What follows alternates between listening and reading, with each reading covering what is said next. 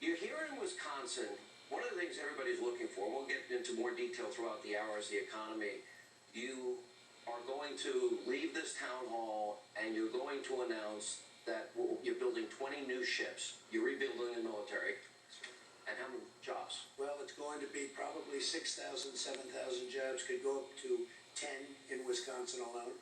And it's a great shipyard that was on hard times. And now it's a very good shipyard. And a lot of people are going to be working. And it's one of the most beautiful ships. It looks like a yacht with a lot of ammunition on it, I will tell you. It's really something. And we'll probably end up with 20 or 25. And these are big ones, beautiful ships. And they do a beautiful job in Wisconsin. So I'm here. It's sort of like a launch. We're starting work, and the contract's all given, and you won it right here. So congratulations, folks. They are social distancing. We've been watching. There was universal agreement that what happened to George Floyd should never happen, can never happen again, and you've been very outspoken about it as well. And there were peaceful protesters, but then there were people rioting. We see anarchy. We see rocks and bottles and bricks and Molotov cocktails thrown at police officers. Police precincts burned to the ground in Seattle, an autonomous zone that still remains, it's changing apparently today, but, taken over, including a police precinct. And you're offering all of these states help, New York, Illinois, and Washington. What are they telling you when you offer them help? Well, first of all, we have arrested, I think almost, but it could be over the number, hundreds of people. We have arrested a lot of people for what they've done. They've created bedlam. They've destroyed very important things. I mean, you're also talking about statues of George Washington, Abraham Lincoln.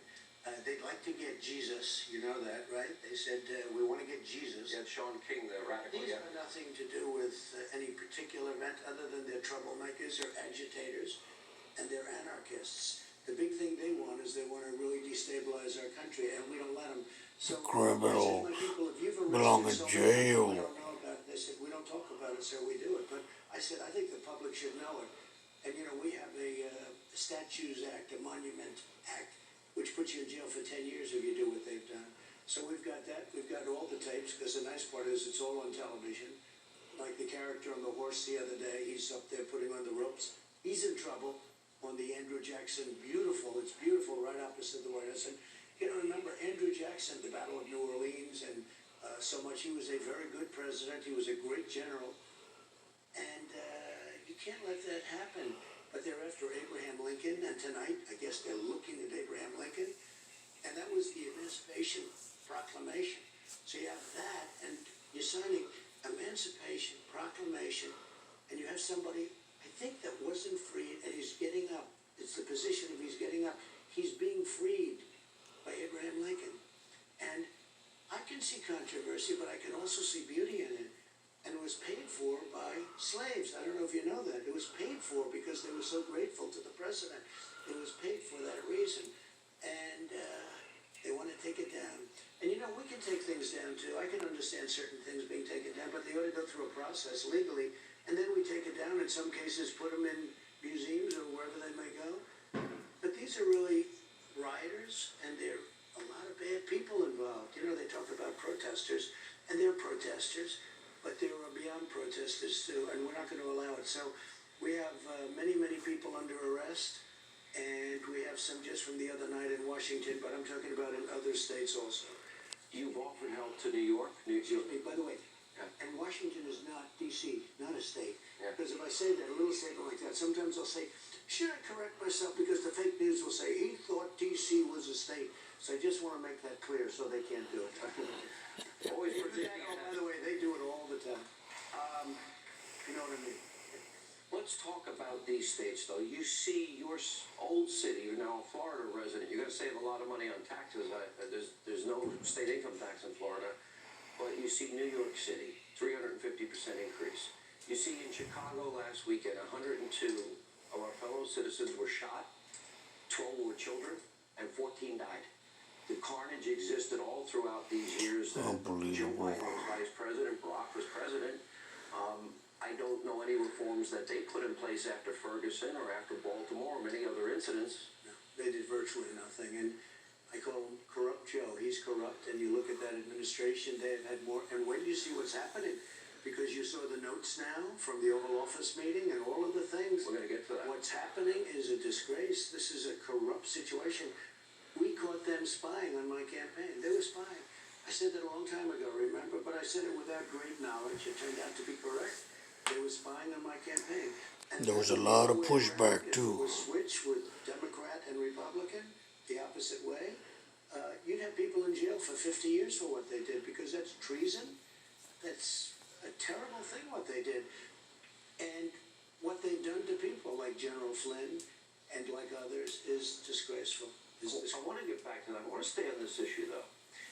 If we are to become a more perfect union, and if we really want to pursue happiness, we first have to have law and order. Correct. Okay, these big cities, we've watched Chicago violence now for how long? All through the Obama, Joe Biden administration. Years ago. They barely mentioned it in 8 years. You see Seattle, you see New York City, we see now people dying in the autonomous zone. I don't know how people could pursue their happiness and dreams in life if they don't have basic fundamental security. You can't. You can't. Look, Chicago's an example. It's like worse than Afghanistan. It's worse than, I shouldn't say because they're working with us, Honduras, Guatemala. They're all working with us now. You know, we have our lowest numbers. We have phenomenal numbers on the border. Border Patrol has done a great job. We built 220 miles of wall. It's going up very rapidly. We should be doing about 10 miles a week now. And we're going to have, it'll be completed very soon. But what we've done there is incredible. But you look at Honduras, Guatemala, all these different places. We have cities that are worse, in some cases far worse. Take a look at Detroit. Take a look at what's happening in Oakland. Take a look at what's happening in Baltimore. And everyone gets upset when I say it. They say, oh, is that a racist statement? It's not a racist. Frankly, black people come up to me and say, thank you, sir, for saying it. They want help. These cities, it's like living in hell. But last week, and I think 2 weeks before that, they shot 14 and 18 people killed, and 68 people in Chicago. 104 last weekend. If I've ever seen a case, I know it's very controversial to say, stop and frisk. Okay? Stop and frisk. You take guns away. Chicago is the greatest example I think I've ever seen of that. Rudy Giuliani was a great mayor. He did it in New York. He started it, and it worked great. Bloomberg blew it because he went crazy with it, and ultimately he took away a lot of rights and it wasn't a good job he did. But Rudy Giuliani started stop and frisk, and it was a great thing he did for New York. The murder rate went, for those that don't know, I lived in New York City at the time, went from around 2,500 a year. They drove it all the way down to 500.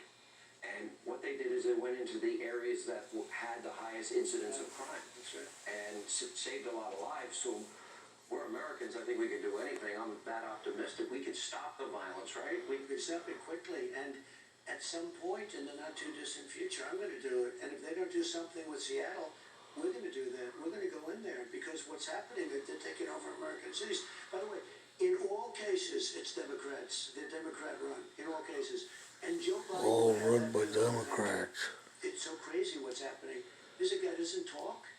Nobody hears him. Whenever he does talk, he can't put two sentences together. I don't want to be nice or unnice, okay? But, I mean, the man can't speak. And he's going to be a president because some people don't love me, maybe. And, all I'm doing is doing my job. Don't forget, before the China plague came in, and it's a China plague, before that came in, we had the best job numbers we've ever had. We had the best economy we've ever had. We had the best stock market we've ever had, which, by the way, is getting very close to those numbers anyway. And in NASDAQ, it's actually beat those numbers. But we have the best numbers we've ever had. African American, Asian American, Hispanic American, women, young people without a diploma, young people with a diploma, college, everything. We had the best numbers we've ever had. The best economy we've ever had. I was absolutely doing a number on China. Not that I want to, but we're taking billions and billions away. China ran away from us when they were going to take over our country. If I didn't come along, they would have taken over our country. What they did to Obama and Biden, they ripped off this country hundreds of billions of dollars a year. going into China, and nobody said anything. They didn't even talk about it. You know, it's not like we had a bad deal with China. It was worse. We had no deal. They did whatever, and I get along very well with them. I said, how did that happen? They said, nobody ever asked. Nobody said we're going to make a deal. We're taking in hundreds of billions of dollars worth of tariffs, and we're not paying for them. China's paying for them because they devalue their currency. So we've done an incredible job. We beat China badly.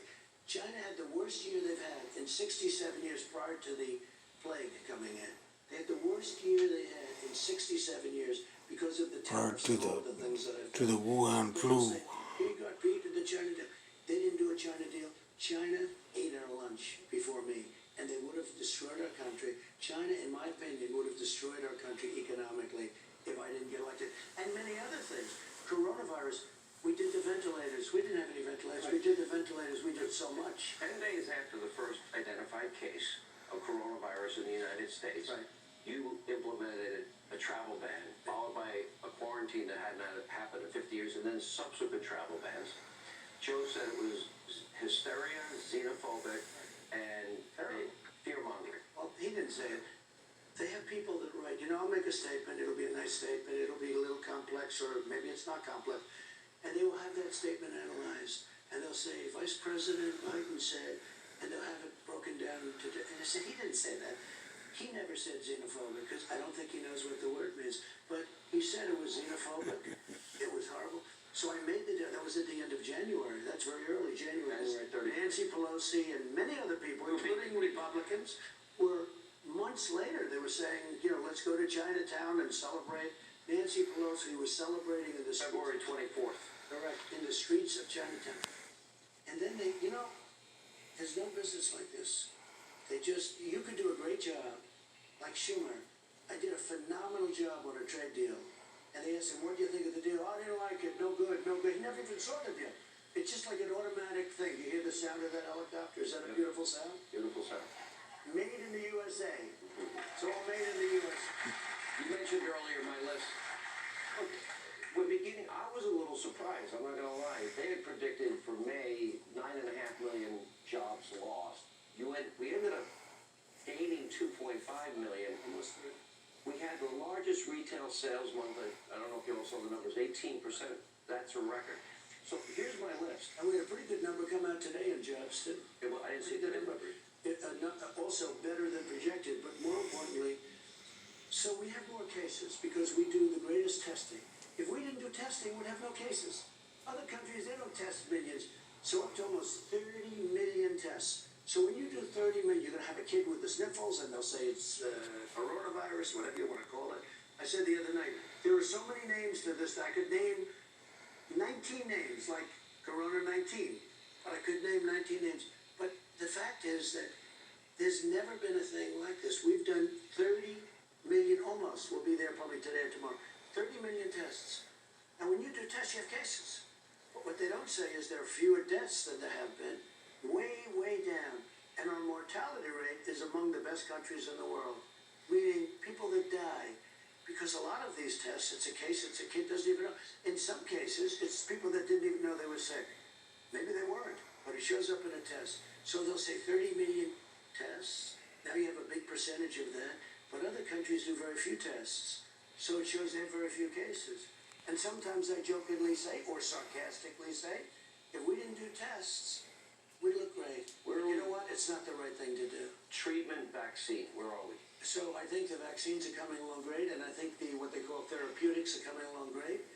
And I think we're going to have an answer very soon indeed. I think it will be even before the end of the year, we'll have a vaccine. We have great companies, and we're totally mobilized. You know, military is doing it. We're ready to go.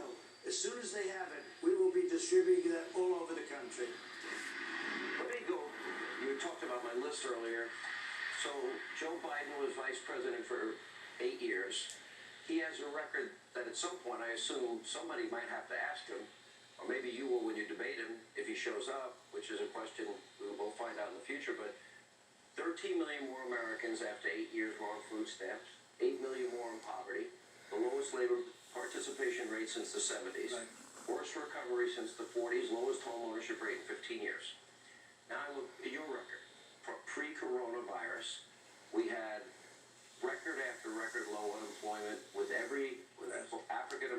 Hispanics, Hispanic Americans, you know the list. Even African American youth unemployment.